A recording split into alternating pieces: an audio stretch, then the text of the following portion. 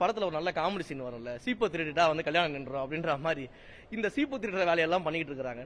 தயவு செஞ்சு சீப்பு திருடுற வேலையெல்லாம் விட்டுட்டு மக்களுக்காக யோசிக்க ஆரம்பிச்சுன்னா ரொம்ப நல்ல விஷயங்கள்லாம் பண்ண பழனி மோசடி குறித்து செய்தியாளர் எழுப்பிய கேள்விக்கு தவிக அமைச்சர் ரமேஷ் பதிலளித்துள்ளார். அப்படிலாம் வந்து இவங்க அதை வைத்து அரசியல் செய்தே பழக்கப்பட்டவர்கள். இந்த மாதிரியான விஷயங்களை கையில் எடுத்துட்டு அரசியல் செய்யறவங்களுக்கு எப்படி பகுத்தறிவு இருக்கும்? அப்ப பகுத்தறிவு இருக்கக்கூடியவர்கள் நிச்சயமாக இந்த கேள்வி எழுப்ப மாட்டாங்க. பழனி விவகாரத்தை பொறுத்த வரைக்கும் மிக தீவிரமாக விசாரணை போயிட்டு இருக்குது.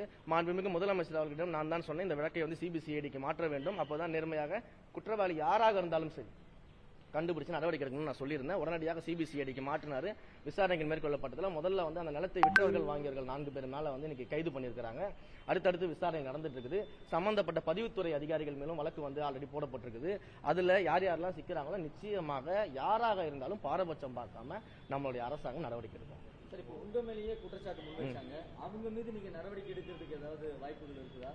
இல்ல, அதுதான் சொல்றேனே, என்னுடைய மீது குற்றச்சாட்டுலாம் வைக்கல, பொய் பரப்பிக்கிட்டு இருந்தாங்க. அது முதல்ல குற்றச்சாட்டே கிடையாது. ஒரு அரசியல் ரீதியான ஒரு கருத்தியல் ரீதியான குற்றச்சாட்டை வச்சா நம்ம அதற்கான பதில் அது.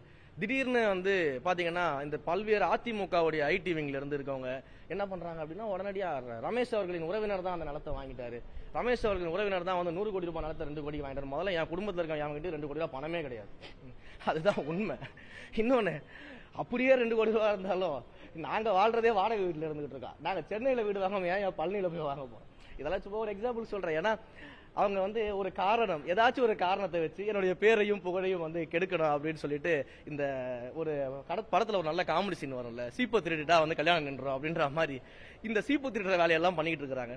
தயவு செஞ்சு சீப்பு திருடுற வேலையெல்லாம் விட்டுட்டு மக்களுக்காக யோசிக்க ஆரம்பிச்சுன்னா ரொம்ப நல்ல விஷயங்கள்லாம் பண்ண ஆரம்பிக்கலாம். ஓகே, வேற ரைட்.